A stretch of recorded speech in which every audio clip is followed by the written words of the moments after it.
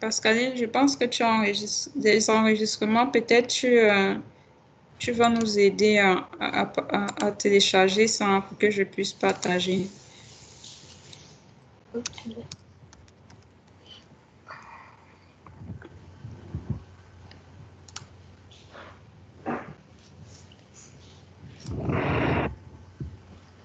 OK.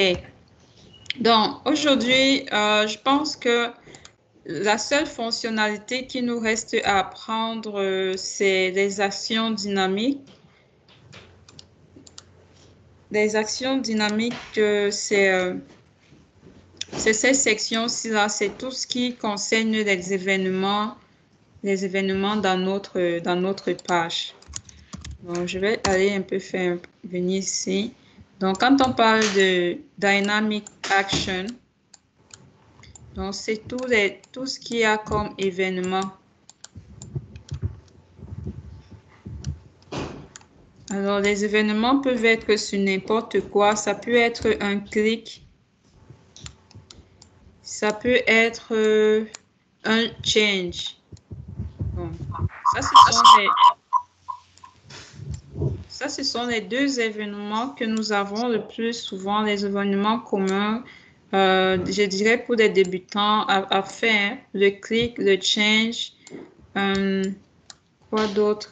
On a le mouse, le lost focus. Le lost focus. Donc, en gros, il y en a tellement d'événements. Alors, aujourd'hui, nous allons voir comment créer ces événements dans Apex. Alors, comment est-ce que je vais pouvoir faire cela? Avec quel exemple? Notre application, je ne sais plus quelles sont les pages que nous avons eu à créer déjà. C'était encore quoi ici? Admin.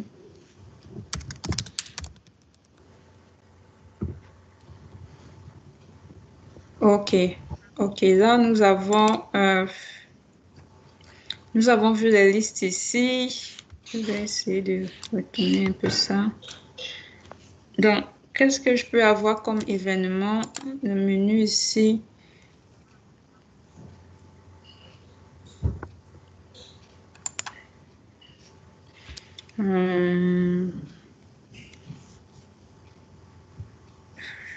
Je cherche ce que je vais faire comme action dynamique ici, là. Ici, là, qu'on choisissait. OK. Ça, c'est la liste des cinémas. OK. Ici, on va faire un premier événement. Lorsque je choisis, je vais afficher tous les cinémas ici, d'accord? Lorsque je choisis le cinéma ici, j'aimerais afficher ici en bas toutes les régions, une région qui affiche tous les cinémas qui sont, toutes les salles qui sont associées à ce cinéma-là. Alors, pour pouvoir faire ça, je vais déjà regarder ici si ça m'affiche déjà tous les cinémas. Pourquoi j'ai juste deux, display 1 et display 2 ici? Donc, je viens ici, mon pop-up LOV que j'ai créé ici, c'est basé sur... c'est statique, display 1, display 2. Donc, je vais changer ça, je vais appeler ça liste cinéma. D'accord. Et ici aussi, ça va changer. Maintenant, je vais créer une liste de valeurs. Soit je peux créer une liste de valeurs qui va m'afficher tous les cinémas, soit je peux directement rentrer le query ici. Je peux directement rentrer le query ou alors créer une liste de valeurs au niveau des share components. Mais la bonne pratique voudrait quoi? Que nous allions au niveau d'ici pour créer notre liste de valeurs. Alors, on a déjà une liste de valeurs, liste des cinémas. Bon, OK. Donc, étant donné que j'ai déjà une liste de valeurs, liste des cinémas, je vais juste utiliser cette liste de valeurs-là ici. Donc, je vais changer le static value. Je vais mettre ici share component et je vais chercher liste cinéma et je vais sauvegarder ça. Une fois que j'ai ça, si je rafraîchis ma page, donc vous voyez bien que j'ai ma liste des cinémas ici. Donc maintenant, en choisissant un cinéma ici, je dois être capable d'afficher toutes les salles associées au cinéma. Comment est-ce que je fais ça? Je vais venir créer une autre région. Et la région, ça ne peut qu'être un rapport parce qu'un rapport, vu que je dois afficher les données sous forme d'une matrice. Alors, pour afficher les données sous forme d'une matrice où je liste les salles, forcément, c'est quel composant appel je dois utiliser. Première chose à se demander, quel composant je dois utiliser? Est-ce que c'est un item? Est-ce que c'est un item?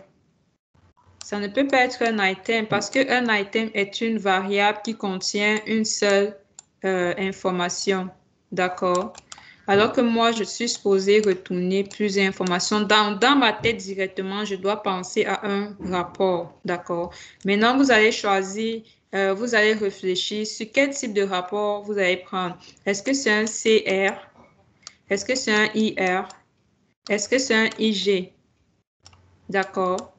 Donc, ça va dépendre de vous. Normalement, peu importe le rapport, ça marche. Mais ce rapport-ci, étant donné que c'est un rapport modifiable, éditable, je vais mettre la croix dessus parce que je ne veux pas qu'on modifie les informations. Je veux juste les afficher. Donc, maintenant, ça sera soit ça, soit ça. Donc, moi, je vais aller pour un rapport interactif parce que c'est un rapport qui me donne quand même assez d'informations.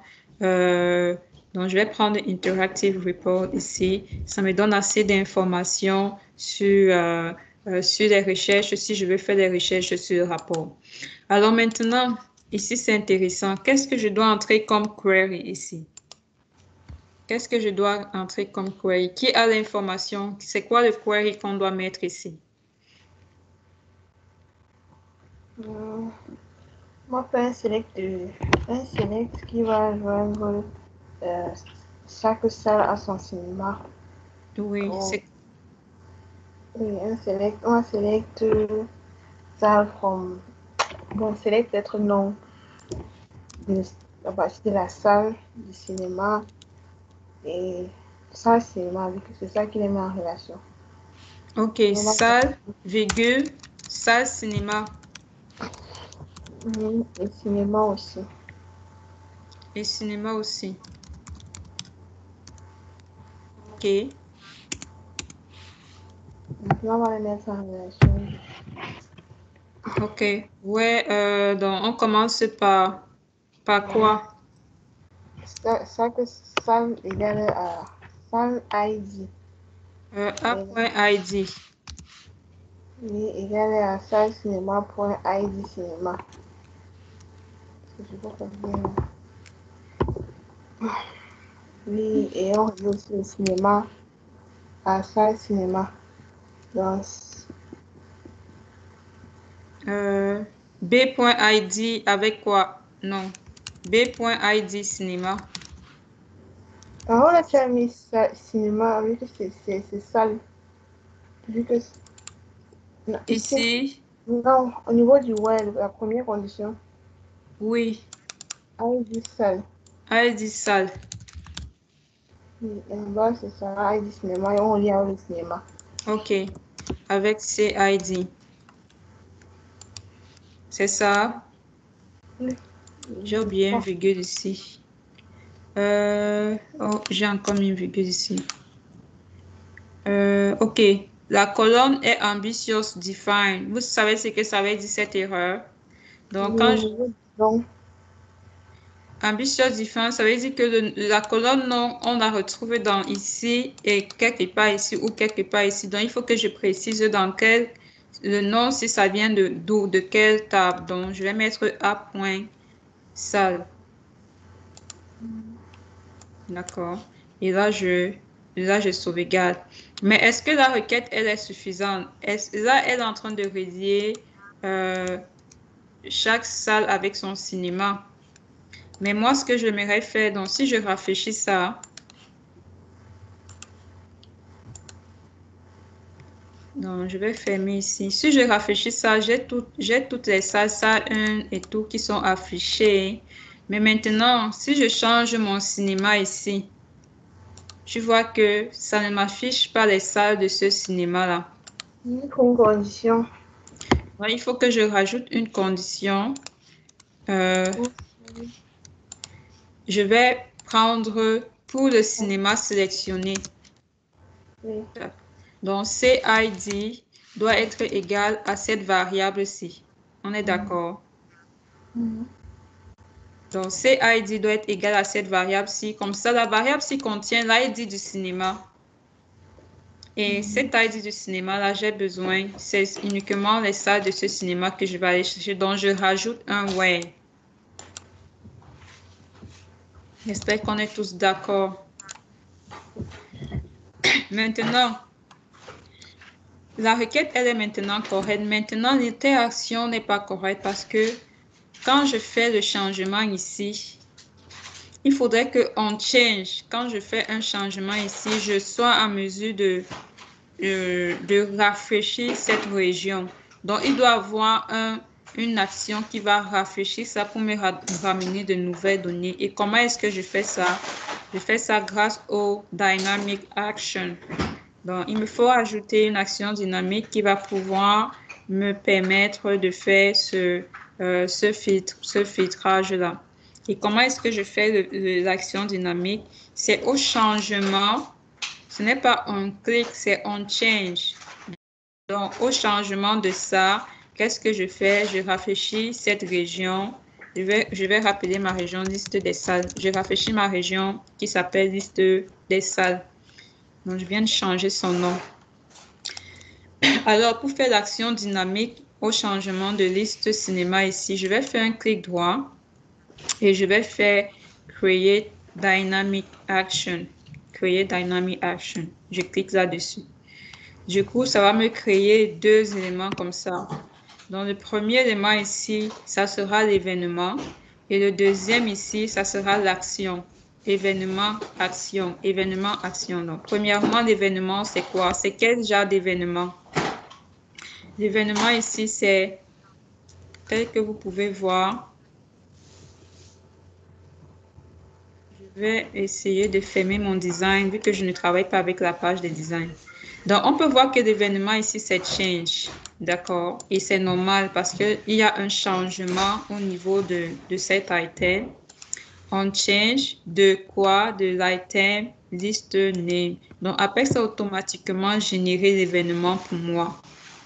D'accord, je pourrais faire ça manuellement, mais vous voyez, il a automatiquement, parce que manuellement, ce que je devais faire, je vais venir ici, chercher c'est quel type d'événement, tiens, je choisis.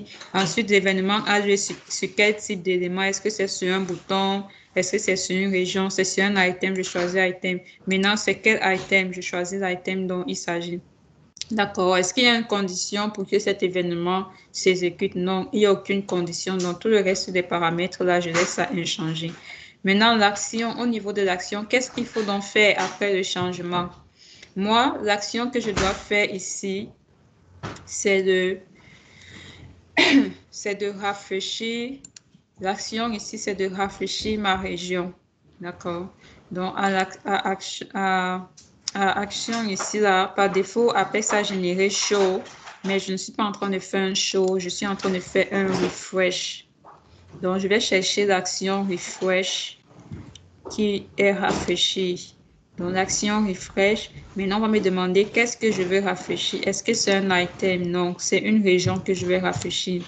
Ensuite, c'est quelle région que je veux rafraîchir? C'est la région liste des salles. D'accord. Donc voilà, donc je viens de créer une action dynamique au changement de P5 liste cinéma. Je rafraîchis ma région des salles pour m'afficher uniquement les salles de ce cinéma-là. Donc voyons voir si ça marche. OK. Donc, première chose, je choisis mon cinéma. OK, vous voyez que ça marche, ça rafraîchit, d'accord? Ça rafraîchit. Maintenant, notre item, on va regarder si notre item P5 Cinéma est en session. En session, ça veut dire quoi? Ça veut dire que c'est au niveau du serveur, le serveur connaît la valeur de cet item-là. Donc, maîtriser ça, retenez vraiment ça. La notion de session est très importante. La notion de session est très importante. La session, ça veut dire que la variable est définie au niveau du serveur. Ça veut dire qu'au niveau du serveur, au niveau du serveur, toute variable, donc je peux encore dire tout item a un emplacement. Voyons ça comme un emplacement et a une valeur qui est stockée à l'intérieur. Donc, à chaque fois que vous modifiez l'information au niveau du client, le client, c'est qui? Le client, c'est votre page web. C'est votre page web où vous avez vos boutons, vous avez les champs test, vous avez le champ test area, vous avez le select list. Donc, au niveau du client ici, quand il y a une interaction au niveau du client ici, l'information reste juste au client. Le serveur, dans chaque item que j'ai ici, doit normalement se retrouver au niveau du serveur. La seule manière d'envoyer une information au niveau, dans tout cet ensemble-ci là, c'est à travers un submit. Tant que je ne fais pas un submit, je n'ai pas envoyé l'information au niveau du serveur. Et au niveau du serveur ici, qu'est-ce qu'on a comme langage? On a le PL. On a le code PL SQL et on a le SQL. D'accord? Ça veut dire que si vous utilisez une variable au niveau du SQL ici et que la valeur de cette variable n'a pas été soumise au serveur, ce qui va se passer, c'est qu'on va utiliser la valeur actuelle que le serveur connaît. D'accord? Donc, si je reviens dans mon cas actuellement, notre page a combien d'items? Notre page a combien d'items? Notre page a un seul item qui s'appelle c'était encore P13 quoi? Liste cinéma. C'était 13. Je ne sais pas si c'est 13. C'était Bon, laissons P, c'était encore quoi là? Liste cinéma, un truc comme ça. Donc, en ce moment, est-ce que vous savez quelle est la valeur de cette variable-là ici au niveau du serveur? En ce moment, au niveau du serveur, c'est nul. Pourquoi c'est nul? Parce que vous êtes encore en train de travailler ici. À aucun moment, vous n'avez fait un submit. D'accord? À aucun moment, je n'ai fait un submit. Donc, quand je suis en train d'exécuter un code SQL, si la valeur n'est pas au niveau du serveur, ça va considérer la valeur nulle pour cet item-là parce qu'il n'a pas été submité. Donc, c'est ce qui se passe ici. Ce qui se passe ici, c'est qu'on a notre item ici, on est en train de travailler au niveau client, on a fait des changements et on a fait une action dynamique. L'action dynamique a fait comme action un rafraîchissement. Donc, ça n'a pas envoyé les données au serveur.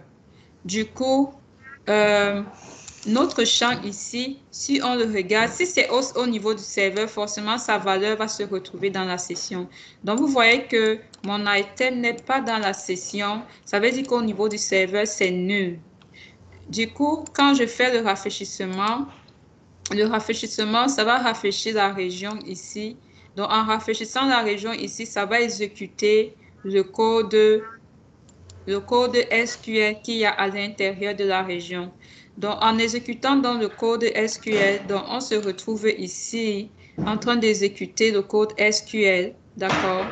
Donc, on se retrouve ici, on est en train d'appeler le serveur et on demande au serveur exécute le code SQL qu'il y a dans la région.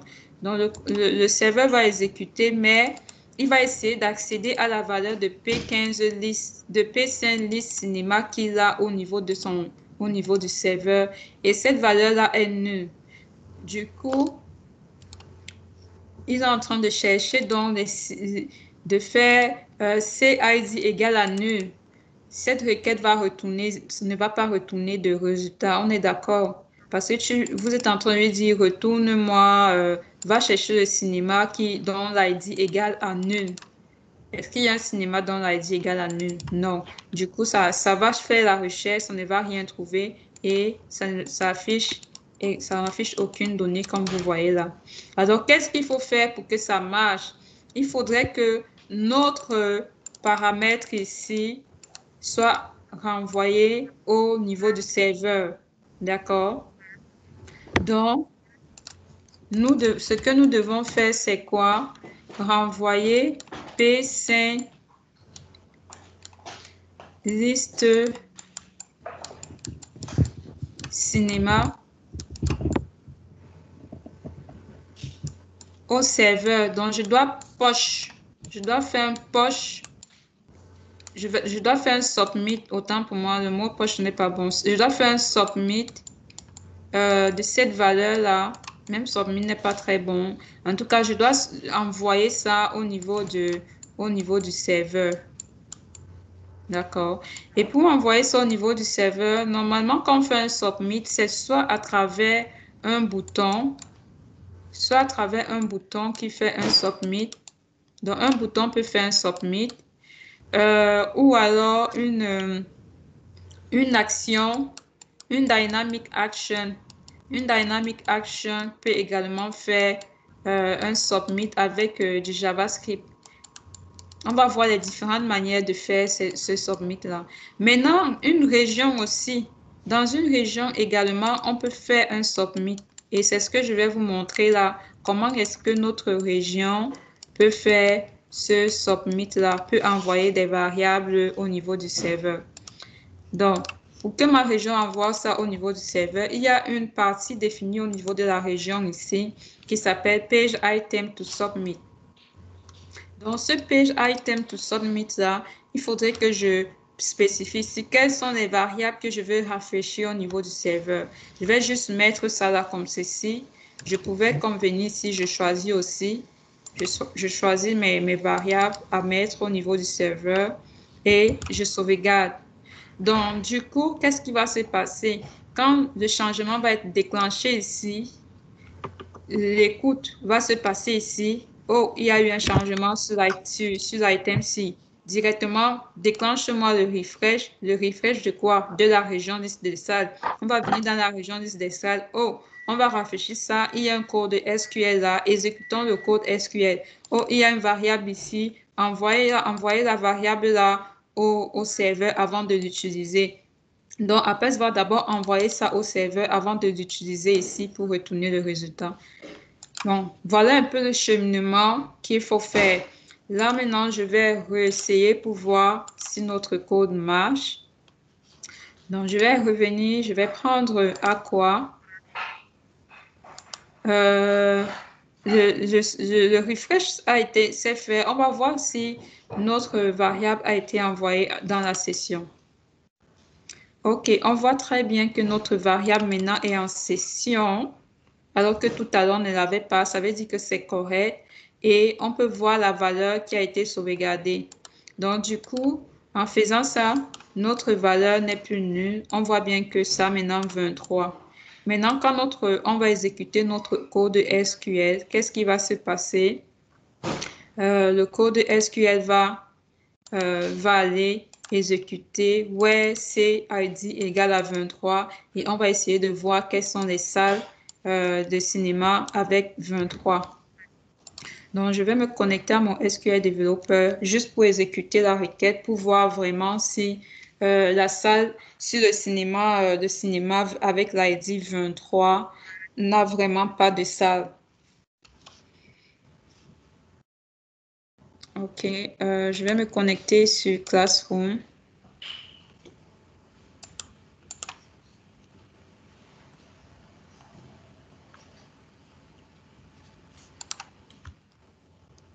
OK, et là, je vais mettre 23.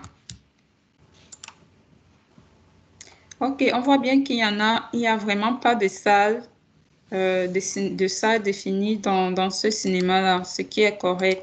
Je vais changer, je vais prendre une autre salle. Je pense que c'est le Vaury qui a...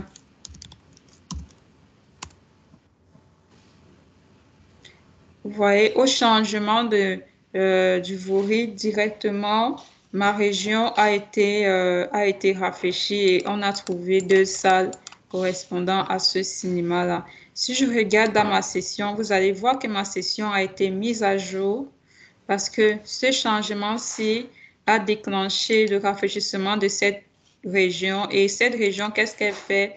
À chaque fois, elle prend la valeur au niveau du client et elle met ça au niveau du serveur. Donc, ce qui s'est passé avec le second changement, c'est quoi? On a fait un changement sur l'item ici, dont la valeur qu'il y avait au niveau du client ici a été remise ici, là.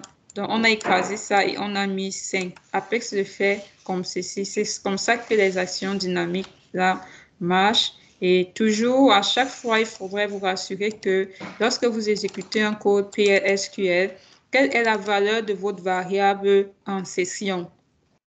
Quelle est la valeur? Parce que c'est très important, parce que le code SQL ou bien PLSQL va chercher, s'il y a des variables comme ceci, ça va chercher leur valeur dans la session. OK. Donc, avec ça, on a vu que c'est celui qui est ici a la valeur 1. Donc, si je regarde dans SQL Developer, le cinéma 1, ça va me retourner les salles 1 et salle 5. Et c'est le même résultat que j'ai ici. OK. Donc, est-ce qu'il y a des questions pour ces premiers types de Dynamic Action?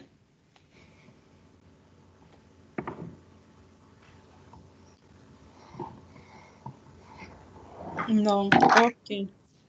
Parfait. On va continuer notre liste des actions dynamiques. Il y en a plein d'actions à faire.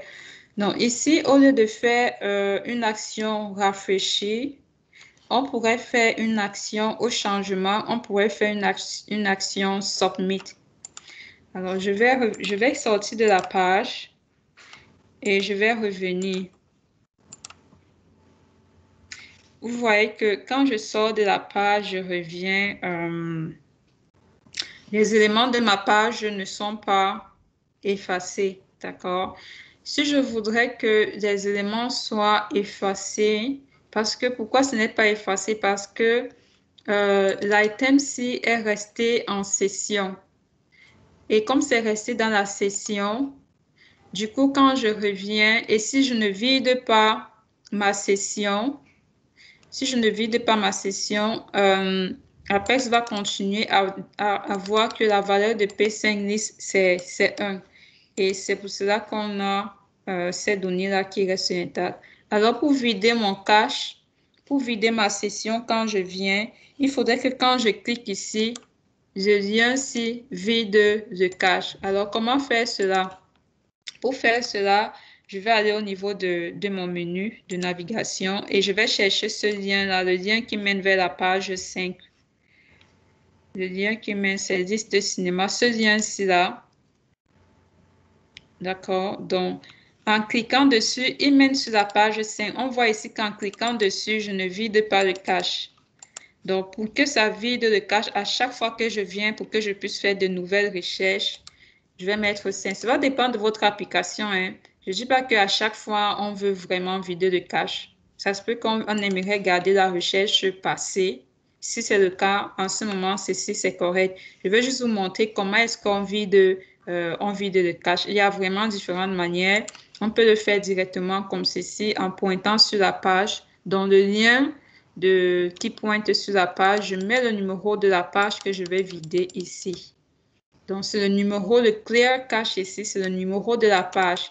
Donc, quand je précise le numéro de la page, qu'est-ce qui va se passer? Ça va vider tous les éléments de la page qui est en session.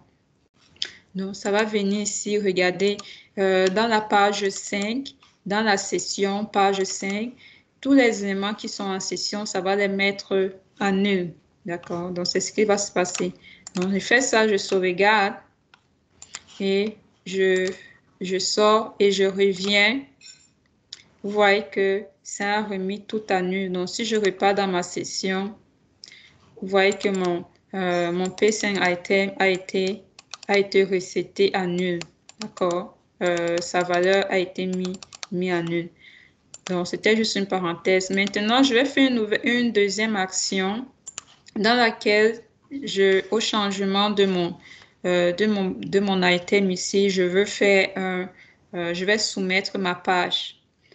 Pourquoi? Parce qu'au départ ici, je n'ai pas sélectionné de cinéma et la région aussi s'affiche. Moi, je n'aimerais pas que ça s'affiche quand je n'ai pas sélectionné de cinéma.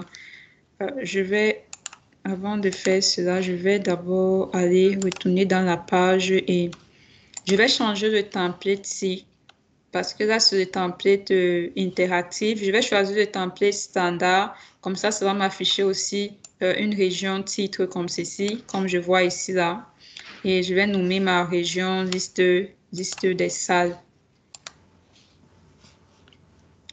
Donc, le template ici, comme vous voyez, c'est interactif. Je vais changer et je vais choisir le template standard. La différence, c'est quoi? Voici la différence. Standard. OK, voici la différence. Donc, on a bien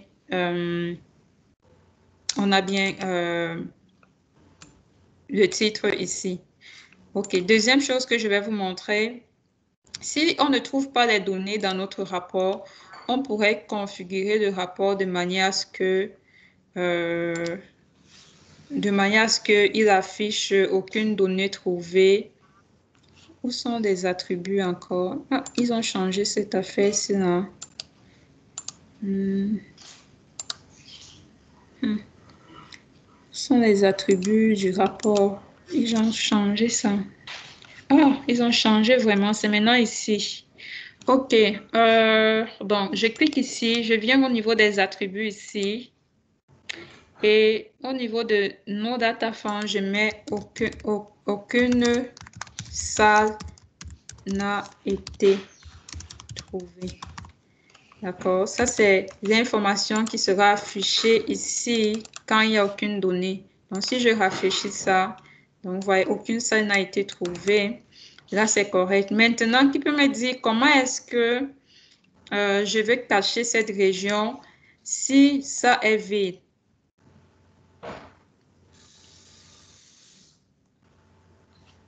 Comment est-ce que je cache ça si ça est vide?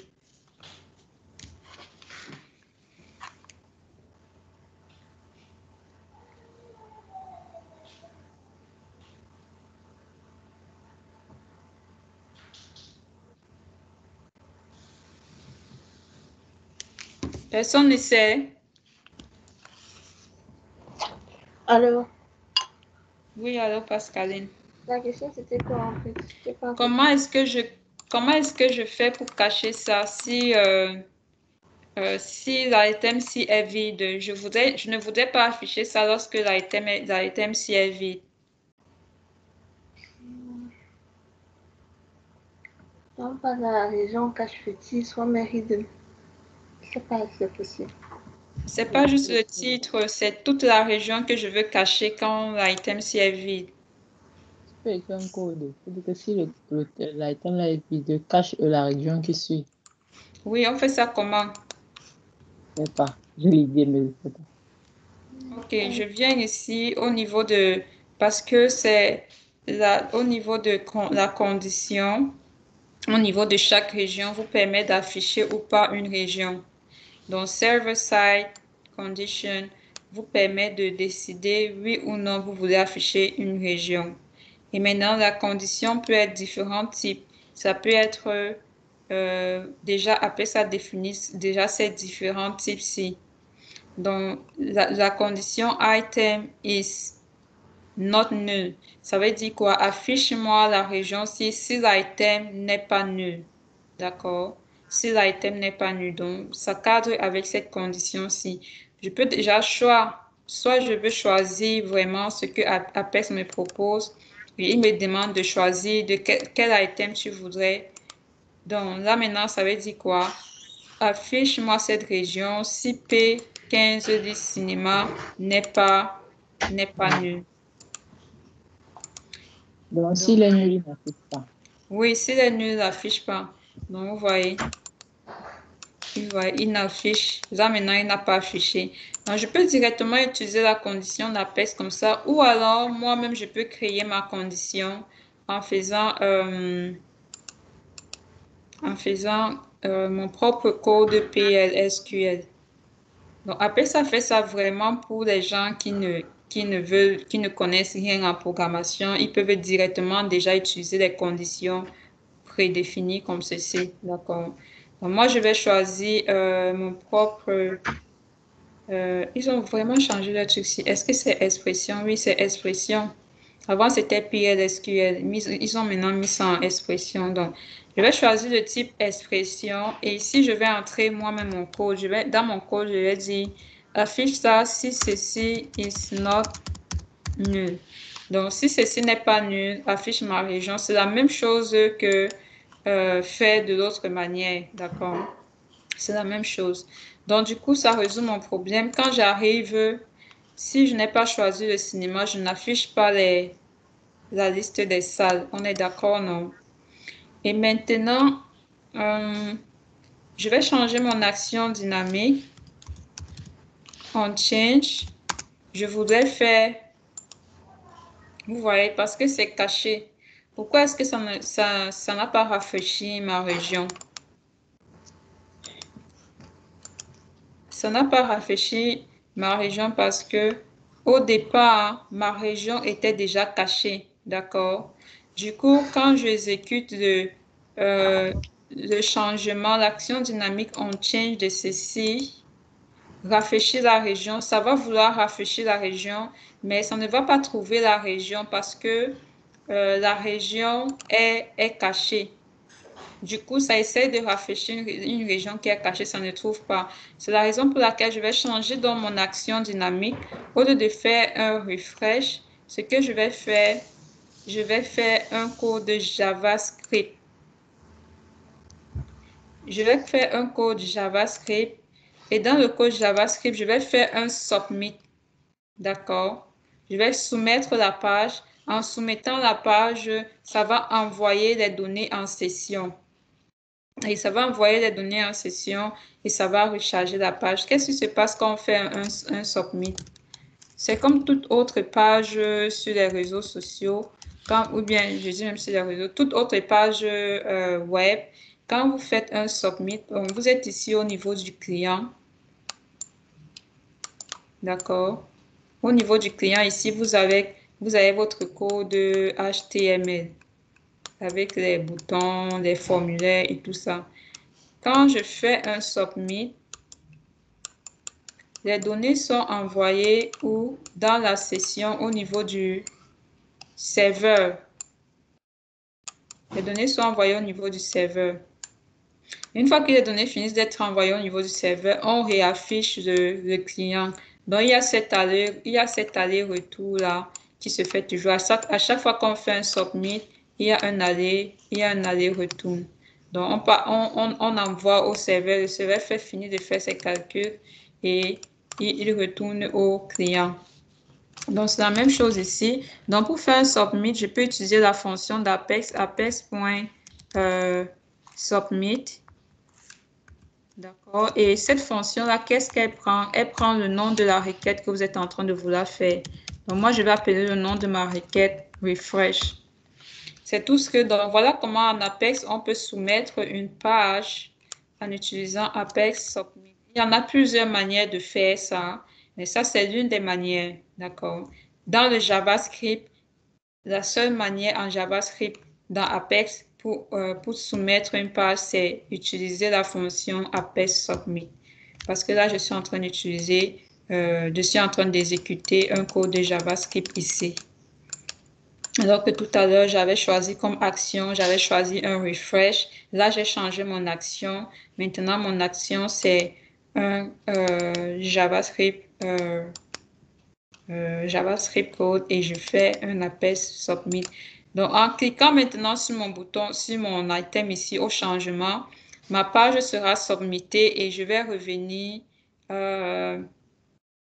Et après, une fois que ça sera submité au niveau du serveur ici, on va faire les calculs ici normalement, mais malheureusement ici au niveau du serveur, il n'y a rien comme processus à faire. Il n'y a pas de validation, il n'y a pas de processus, il n'y a pas de after processing, il y a rien.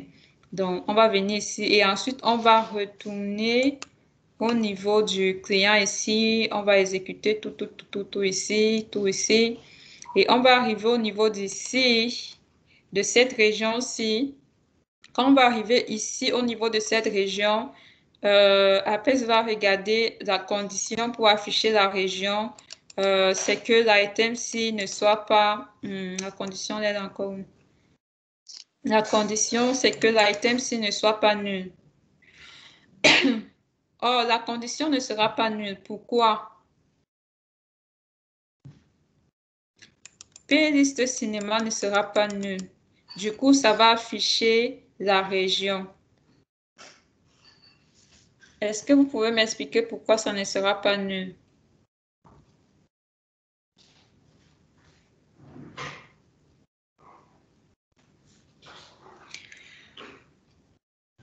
Mais puisque tu as écrit que ça doit être nul quand l'autre n'est pas quand l'autre est nul, non? S'il n'est pas nul, ça veut dire que l'autre aussi n'est pas nul. Quel autre n'est pas nul? L'item qui est en haut là, c'est encore Mais c'est la même chose, non? Oui. Pourquoi est-ce que si je fais un submit, est-ce que ma région va s'afficher? Oui, Pourquoi?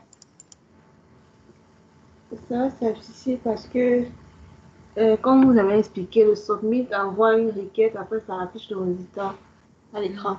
Mhm. Vu que on a changé le type en exécution JavaScript, on a fait un code de validation du submit. Mhm. Il y a un truc comme ça. Ben, la page va s'afficher parce que playlist cinéma aura une valeur. Pourquoi ça aura une valeur? Parce que quand je vous ai dit que quand on fait un submit, euh, toutes les variables ici au niveau du client sont mises à jour au niveau du serveur. D'accord. Donc, notre variable P5 machin là, sa valeur sera mise à jour au niveau du serveur. Et quand on va revenir au niveau du client ici, qu'est-ce qui va se passer? Le P5, euh, qu'est-ce qui va se passer quand on va réexécuter notre région ici et que notre région est affichable sur cette condition? Donc, ça, c'est un code PL. Et le code PL, je vous ai dit qu'on va toujours aller regarder la valeur de cet item dans la session. Or, la valeur de l'item aura été mise à jour dans la session par le submit qui a été fait ici. Ça a été mis en session. Du coup, quand on revient ici, on va tester. Est-ce qu'il est encore nul? Il n'est plus nul. Du coup, on va l'afficher. On va afficher la région là. Donc, c'est ce qui se passe en fait. On va faire le test pour voir.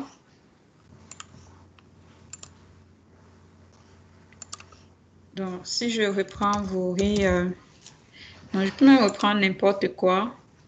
Donc, vous voyez, ça fait le submit. On voit bien comment ça fait le submit. Et ça revient et ça affiche maintenant ma région, liste des salles. Pourquoi ça affiche ma région? Parce que l'item-ci a été mis à jour. Ce n'est plus nul. D'accord? Ça a été mis à jour. Donc, quand on revient après ce test, est-ce que cet item-là est nul? Ce n'est pas nul, donc affiche la région. Donc, je vais changer ça. Je vais prendre Vori. Donc, ça fait un submit. Et quand je reviens, ça m'affiche les salles du Vori. Donc, si je prends Douala Bessie, Douala Bessie a deux salles aussi, salle 2 et la salle 6. Donc, si je prends Mitumba, Mitumba n'a aucune salle trouvée. OK. Est-ce que vous avez compris ça? Donc, Très quand important. ça prend la valeur, ça envoie au niveau du serveur. C'est le serveur maintenant qui envoie quelque chose, c'est ça. C'est le serveur qui fait quoi? Quand ça prend les valeurs, ça renvoie au niveau du serveur. Le serveur, après le submit, envoie ça ici. Le serveur n'envoie pas. Quand ça envoie juste au niveau du serveur, c'est tout. Et quand on est ici, on revient au niveau du client. Maintenant, au niveau du client, quand le client essaie de réexécuter la région, d'accord? S'il tombe sur un code PL SQL ou bien sur un code SQL, il va aller regarder quelle est la valeur de l'item au serveur, au niveau du serveur.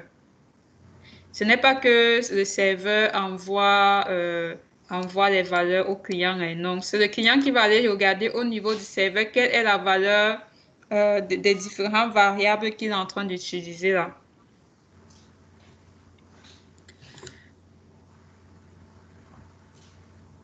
Je ne sais pas si j'ai répondu à ta question. Mais le client entre le nom du cinéma, non? Oui. Un cinéma ou quoi. Maintenant, le serveur lui renvoie les valeurs correspondantes, non, à ce cinéma. Les salles correspondantes. Le serveur ne renvoie pas en fait. C'est le client qui envoie l'information. Il faut voir le serveur comme là où tu stockes l'information. Le client stocke quand on fait un submit, on stocke l'information au niveau du serveur. Donc, quand je fais un submit, je suis en train d'envoyer des informations pour que les informations soient sauvegardées à ce niveau. Parce que tout code PL/SQL ou SQL utilise les données qui sont sauvegardées à ce niveau. D'accord? Donc, quand je fais un submit, je suis en train de sauvegarder mes informations au serveur, au niveau du serveur. Et maintenant, ici, quand je veux utiliser ces données-là, je vais juste regarder quelles sont les valeurs de chacune des variables ici au niveau du serveur. Je ne sais pas si je suis plus explicite comme ça. Donc, il faut juste voir le serveur comme un endroit où tu sauvegardes les informations. C'est un endroit où tu sauvegardes les informations et comment est-ce que tu les récupères? À chaque fois que tu appelles un code SQL ou PLSQL, tu es en train de récupérer, d'indexer ces variables, les valeurs, d'avoir accès aux valeurs de ces variables-là au niveau du serveur. D'accord? Donc, c'est un peu ça la nuance. Donc là, on a vu une deuxième action dynamique. Comment est-ce qu'une session fonctionne et comment est-ce que c'est très important de maîtriser ces thèmes basiques d'Apex. Comment est-ce que la session fonctionne et comment est-ce que la partie cliente fonctionne. Pour tout débutant, vous allez vous embrouiller avec ça. Moi, quand je commençais, je savais pas pourquoi est-ce que les conditions comme ça m'embrouillaient, pourquoi est-ce que ça s'affiche, pourquoi est-ce que ça ne s'affiche pas. Mais c'est assez simple, hein. Je pense que j'ai vraiment trouvé une meilleure explication que la personne qui m'avait expliqué quand je me formais. Donc, quand vous exécutez un code comme ça, vous voyez bien server-side condition. Ça veut dire que cette condition-ci-là est exécutée au niveau du serveur. Vu que c'est un code PL ou SQL s'exécute au niveau du serveur. Donc, je suis en train d'indexer une variable. Où est-ce que je prends la valeur de cette variable ici? Je vais aller la regarder au niveau du serveur, là où c'est stocké. Donc, je vais aller la regarder dans ma session. C'est tout. Il faut juste regarder ça comme ça. Alors, si c'est affiché, regardez bien dans votre session, quelle est sa valeur. Donc, si sa valeur n'est pas nulle, c'est normal que ça s'affiche. Si sa valeur est nulle, c'est normal que ça ne s'affiche pas. Je ne sais pas si je peux mettre la valeur de cet item nul. Non, il n'y a pas nul. Donc, je vais essayer de faire en sorte qu'on entre nul ici et vous allez voir que la région-ci ne doit pas s'afficher quand on aura nul. Donc, pour faire cela, je vais permettre à ce que ma liste de valeurs puisse retourner des valeurs nulles. Oui. Oui, il y a display nul.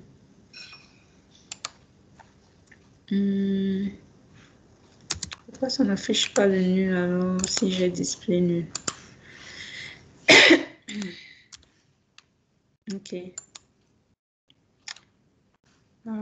aïe, aïe, aïe. Ok.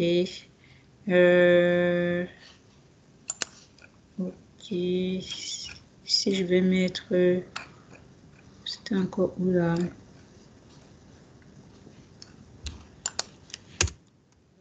Je vais mettre -1 pour la valeur de nul. Oh, ça va même pas marcher. Je peux mettre nul. C'est pas si nul va marcher. Non, nul ne va pas marcher. Bon, ça me permet pas de bien gérer ça. Ça me permet pas de bien gérer ça. Vide ici. Ici, je mets nul. Ok. Je vais essayer ça pour voir.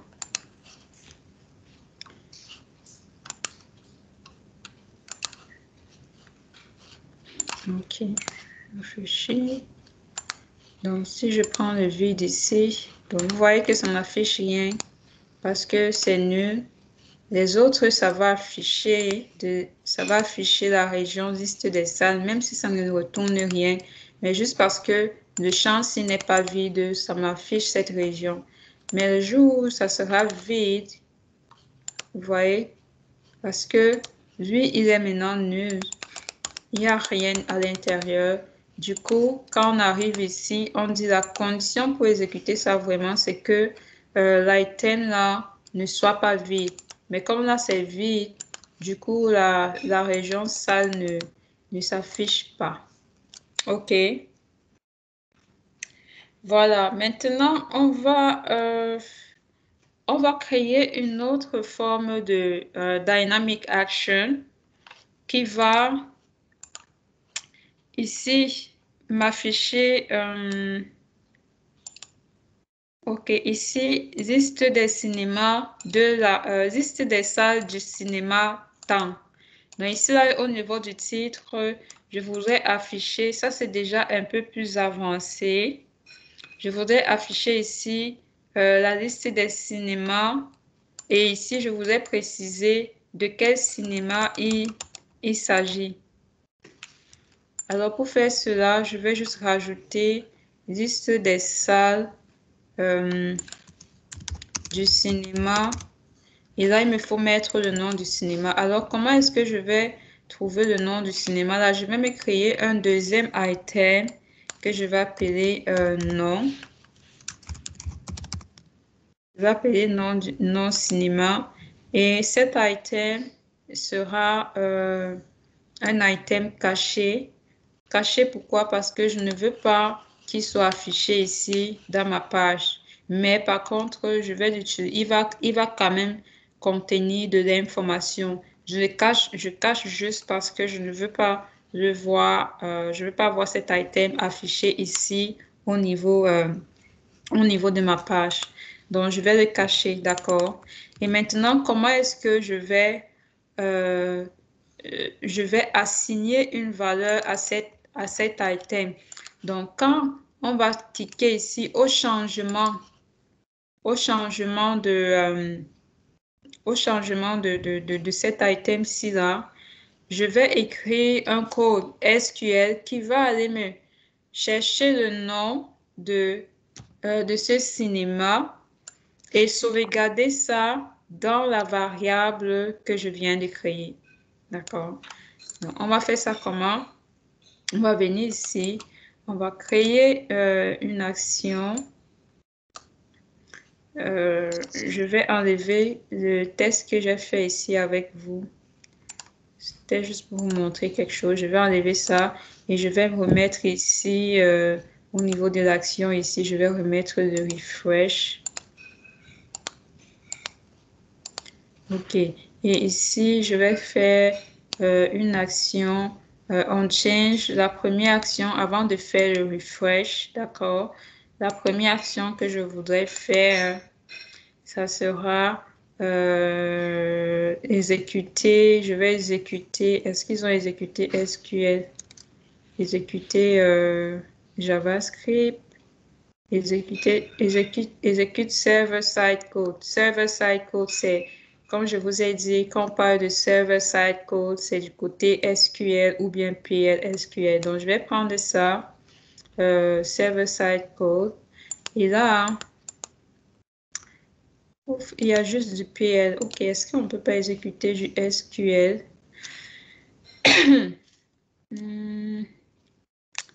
Je vois qu'ils ont vraiment changé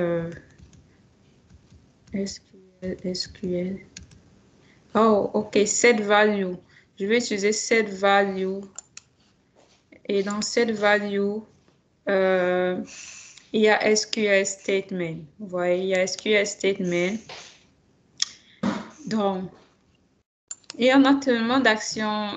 Je pourrais faire ceci, je pourrais faire ceci. Donc, ça va dépendre de ce que vous voulez faire. Mais moi, comme je veux setter la valeur, je vais mettre une valeur dans mon nouveau item que j'ai créé ici à partir d'une requête SQL. Donc, je vais faire cette value et le type, ça sera SQL statement. Maintenant, je vais écrire mon code SQL.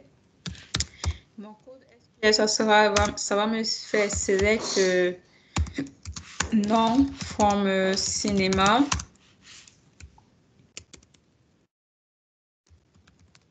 From cinéma. C'est quoi cet autocomplexe là? Ridicule.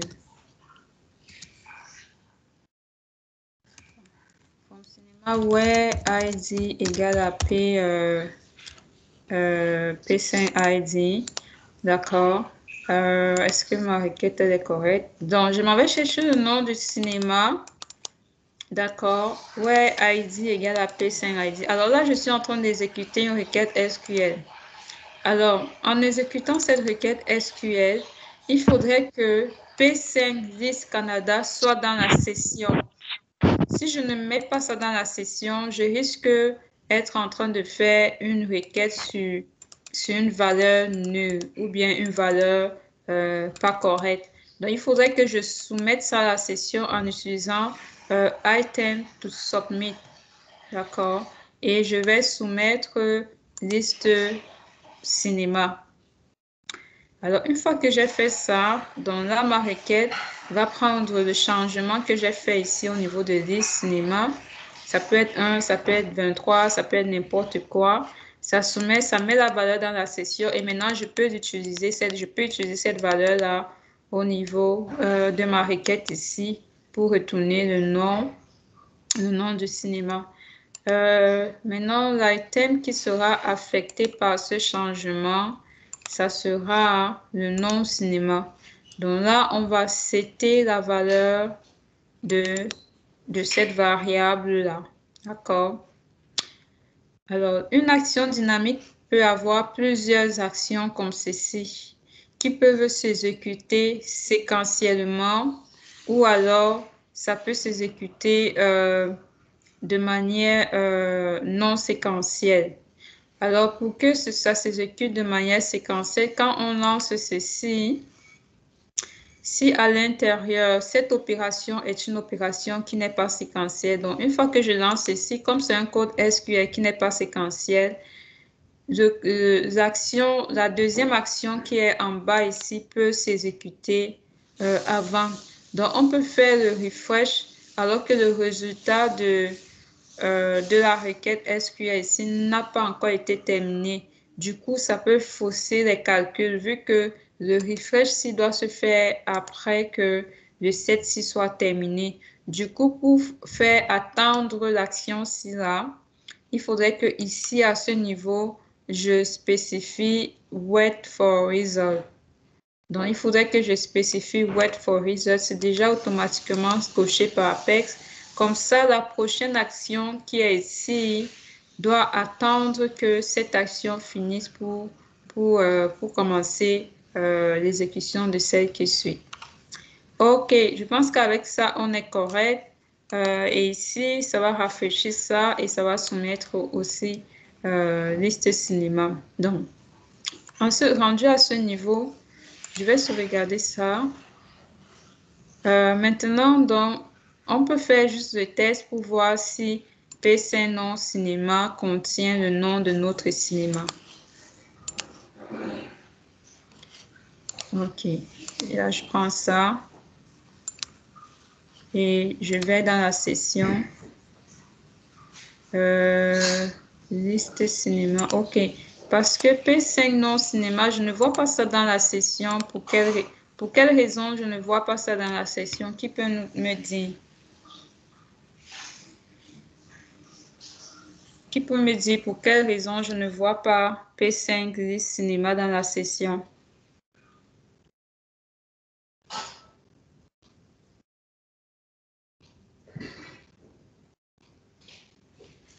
Alors, P5 non cinéma n'est pas dans ma session parce que à aucun moment je n'ai fait de submit dessus. Est-ce que vous m'avez vu? J'ai changé sa valeur ici avec cette value. Oui, cette value a c'était sa valeur, mais la valeur à aucun moment n'a été envoyée au niveau de la session.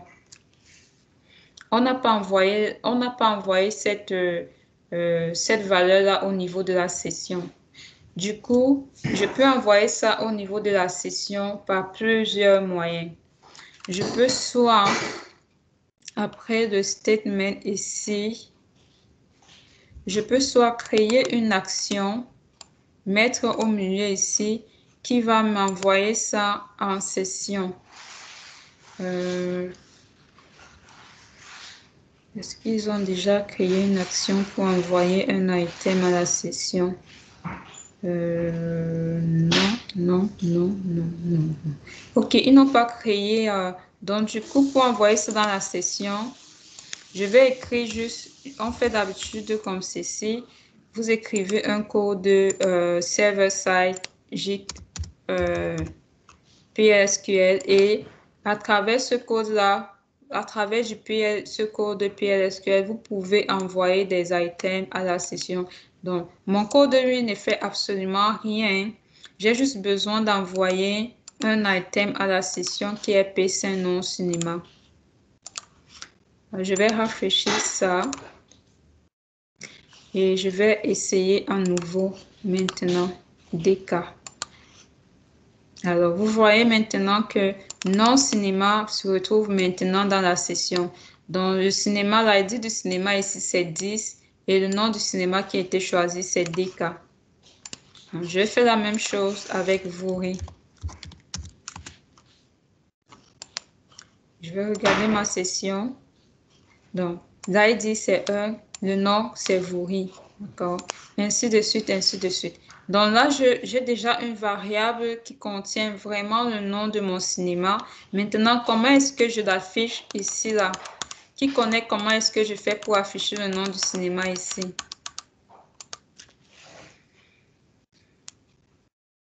On a déjà une variable qui contient le nom du cinéma. Là, maintenant, il me faut rattacher ça ici. Comment est-ce que je fais?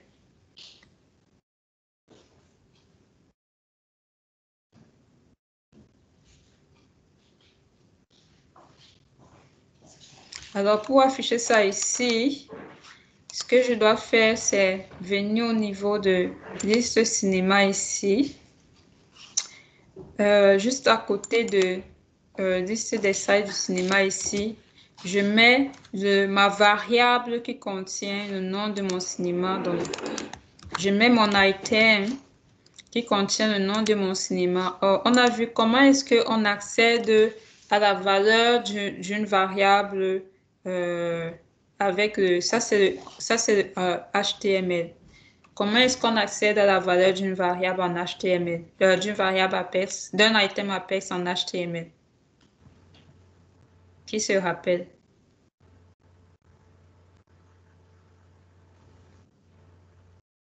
Init ou bien texte.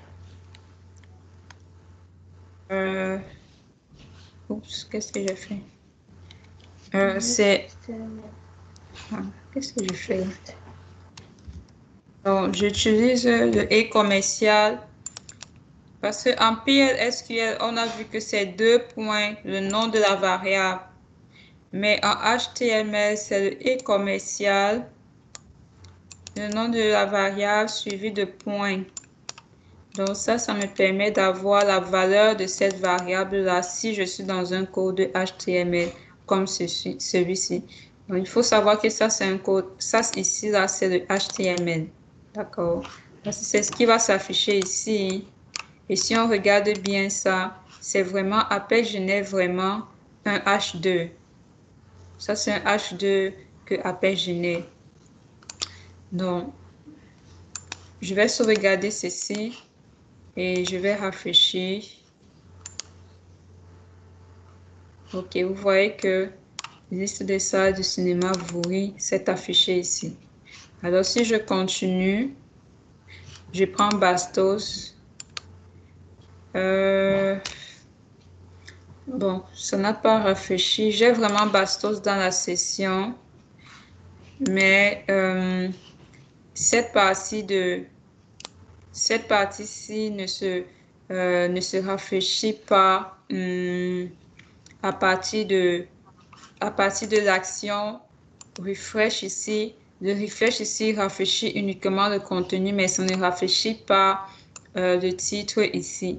Alors, la seule manière de faire pour que ça prenne, il faudrait que je fasse un submit parce que l'action dynamique ne rafraîchit sur une région, ne rafraîchit pas le header. Ça rafraîchit juste la partie qui concerne les data.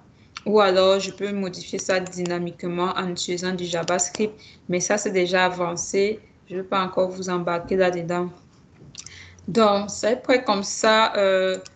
Donc, on vient de voir quelques actions dynamiques de là. On peut en faire plusieurs vraiment. Là, j'ai fait l'action on change. Donc, il peut y avoir l'action on clique.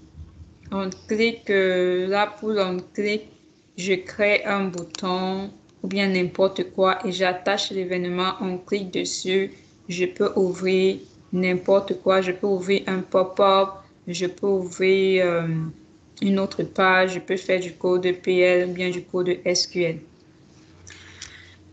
D'accord. Donc, je vais pas m'avancer trop dans les actions dynamiques pour le moment comme ça, mais de manière un peu basique, voici en fait ce qu'on appelle une action dynamique. C'est un événement de changement sur un élément de la DOM HTML. Ça peut être n'importe quel élément. Ça peut être un select list comme ceci, comme ça peut être un bouton, comme ça peut même être de clic sur une région également, peut déclencher un événement, d'accord? Et peut déclencher une action. Et les actions peuvent être de différents types. Donc, voici toutes les actions qu'on a. On peut fermer une région, on peut désactiver, on peut activer, on peut étendre, on peut cacher, on peut ouvrir une région, on peut rafraîchir, on peut faire autant de choses qu'on veut. Alors, est-ce qu'il y a des questions par rapport à cela?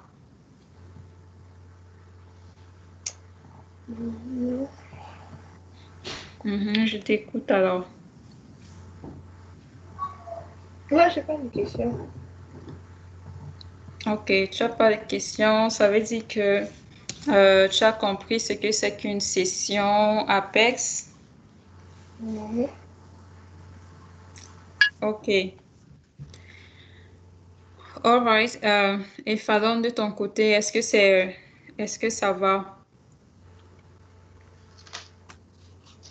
Je suis juste un peu déjà la tête qui chauffe là. Ouais, c'est sûr que ça peut être beaucoup d'informations. C'est pour ça que j'ai décidé d'arrêter à 10 heures pour ne pas, bon, 10 heures chez moi pour ne pas donner trop d'informations. Là, j'ai juste fait 3 actions dynamiques très basiques là. ce n'est vraiment pas compliqué. Tout ce que ça prend, c'est que tu essaies de pratiquer ça au niveau de ton côté. Donc, pour aujourd'hui, je pense que je vais laisser pour les actions dynamiques comme ça. Maintenant, on va revenir au niveau du projet sur lequel vous êtes en train de travailler. Donc, le modèle que vous avez eu à créer, est-ce que vous avez créé des pages là sur le schéma Classroom? Oui, on a créé les tables.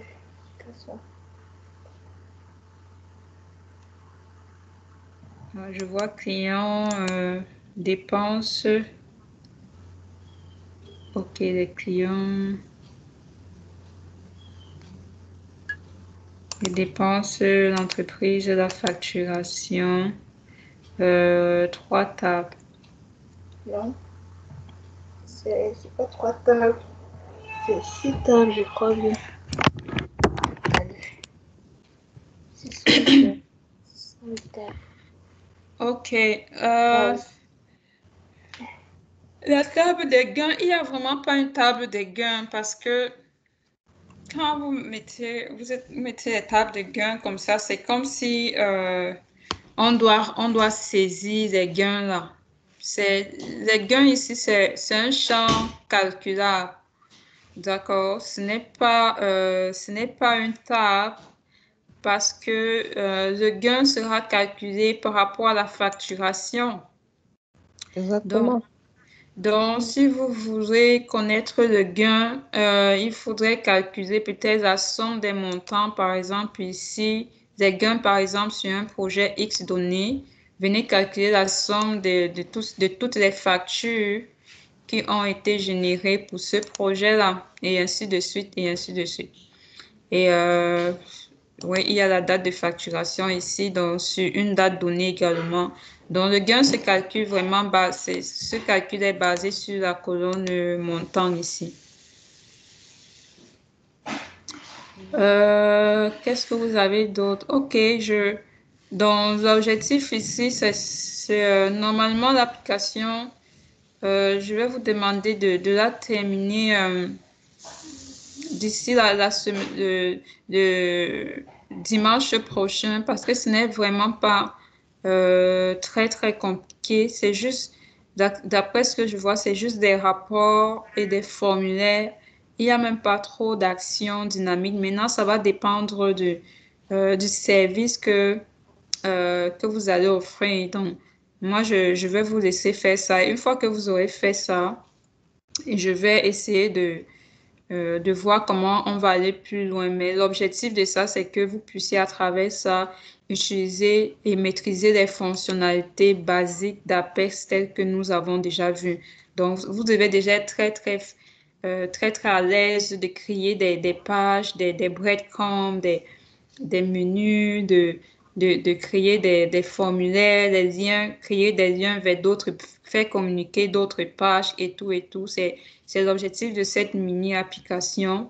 Et une fois que ça sera mis en place, on va essayer maintenant d'ajouter des fonctionnalités un peu plus évoluées. D'accord. Donc maintenant, les interfaces telles que Fallon parlait, donc normalement, ça ne nous prend pas beaucoup de temps pour faire vraiment une interface. Telle que voilà, c'est vraiment rapide. Donc, on a l'interface pour les clients, d'accord, pour ajouter des nouveaux clients. Je vois ici ID entreprise. Je ne sais pas ce que c'est une clé étrangère, ça. OK, un client. Et c'est quoi la différence entre client et entreprise? L'entreprise, c'est la compagnie, non. L'entreprise, c'est celui qui envoie les clients. Ah, OK. OK, l'entreprise et ses clients. OK. OK, Non. oui. Eh? L'entreprise, c'est client comment? Non, ça va, j'ai compris. Je dis que l'entreprise a des clients. Ah, ok, oui. Mhm. Donc, ça veut dire que votre application, en fait, c'est pas une application pour une entreprise, hein? Oui, C'est donc avec l'application, n'importe quelle entreprise peut venir et créer son compte. Et elle peut se connecter à son compte, elle enregistre ses clients, d'accord? Oui, bon, voilà, on aura donc forcément, oui, la table des entreprises ici.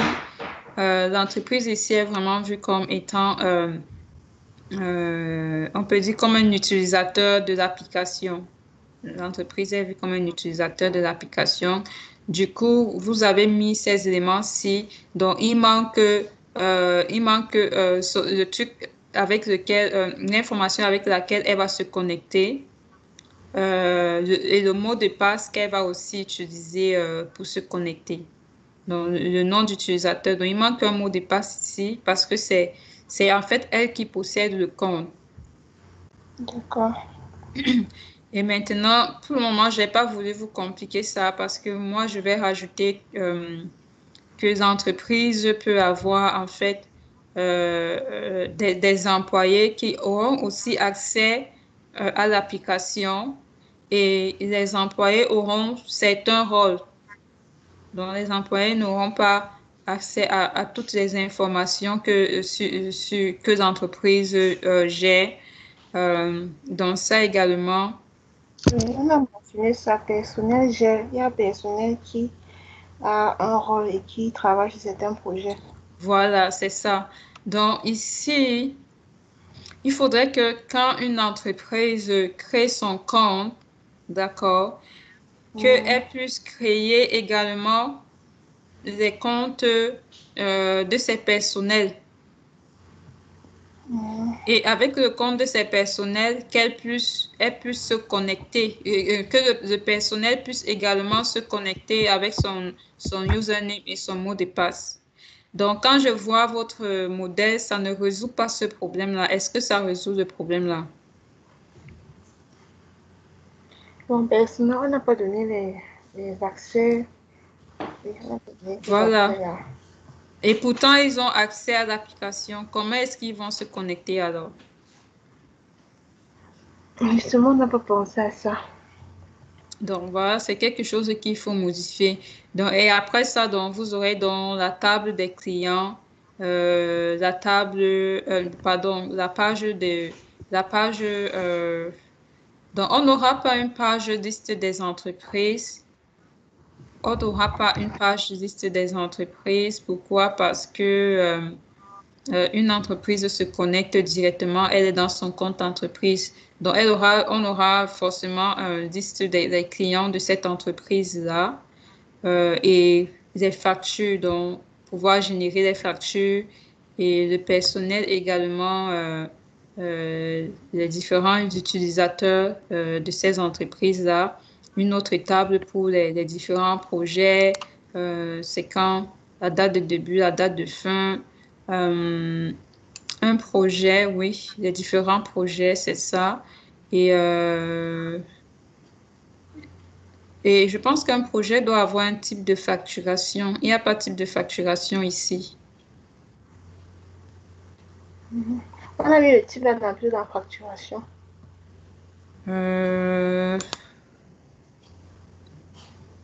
Ok, le type de facturation.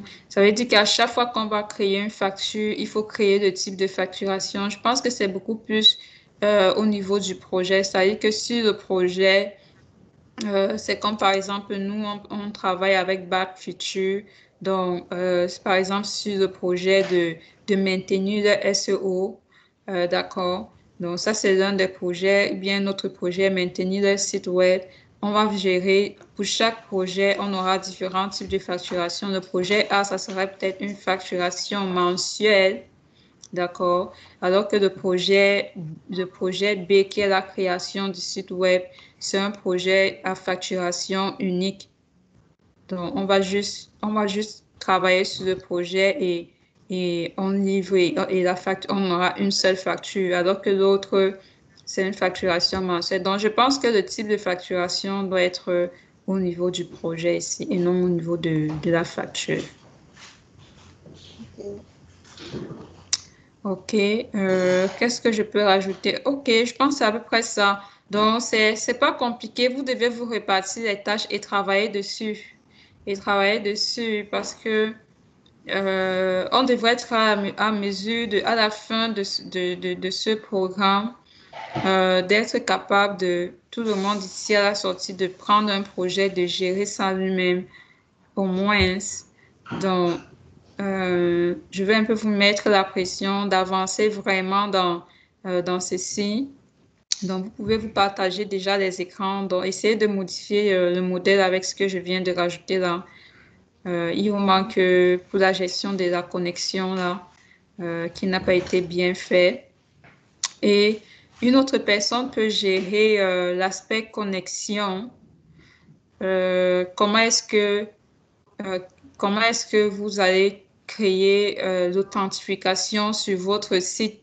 Donc, vous trouvez du temps, vous vous réunissez. Si vous ne connaissez pas, vous me faites signe. Moi, je vais vous montrer, mais c'est à vous, je vous donne le projet, c'est à vous d'aller travailler, d'aller chercher, et moi, je vais juste vous guider. Parce que si je me mets à développer ça, ça ne va pas du tout vous aider. D'accord? Donc, allez faire tout cela, toutes ces recherches-là. Si vous ne connaissez pas, oh, on est bloqué pour faire l'authentification. C'est comment est-ce qu'on fait?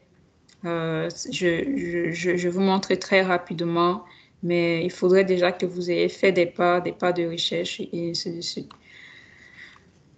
OK. Donc, travailler dessus. Les autres ne sont pas malheureusement là. Demain, je vais essayer de faire un autre cours pour montrer euh, comment on peut faire l'authentification et d'autres actions dynamiques et d'autres fonctionnalités un peu légèrement avancées qui vont vous permettre que vous allez utiliser pour votre application. Mais dimanche, déjà, il faudrait qu'il y ait vraiment quelque chose d'au moins fait là. Il faut au moins que vous pouvez peut-être dire que, OK, l'objectif de jusqu'à la semaine prochaine, c'est que une entreprise puisse déjà créer son compte. Dans la page de création de compte, il faut qu'une personne la fasse. Et c'est une page publique. Et au niveau de la création de compte, quelle information vous allez prendre à l'entreprise? Est-ce que c'est son nom? Est-ce que c'est son email? Et, quoi d'autre? Oui, une fois qu'elle crée son compte, elle sera capable de... Maintenant, vous allez sauvegarder ça dans votre table, son nom avec son password. Elle sera rédigée maintenant pour se connecter sur la page de connexion. D'accord? Donc, à vous de faire le design. Je vous laisse vraiment réfléchir et je vais juste vous orienter comme je viens de faire les modifications là. OK. D'accord. All right, all right. Donc, on va s'arrêter là. Vous allez, je pense, que ça fait quand même pas mal d'informations. Si vous êtes bloqué quelque part, comme dans la semaine, vous me faites signe. Comme cette semaine, j'ai travaillé avec Michael. Lui aussi n'a pas mal avancé. Il a beaucoup travaillé sur les validations et les dates. J'ai trouvé ça intéressant. Donc, si vous êtes bloqué sur quelque chose, vous me faites signe. Je serai disponible. OK. Donc, bon samedi à vous et on se revoit demain. Merci. Bon Merci. samedi à vous. Merci, portez-vous bien. Oui.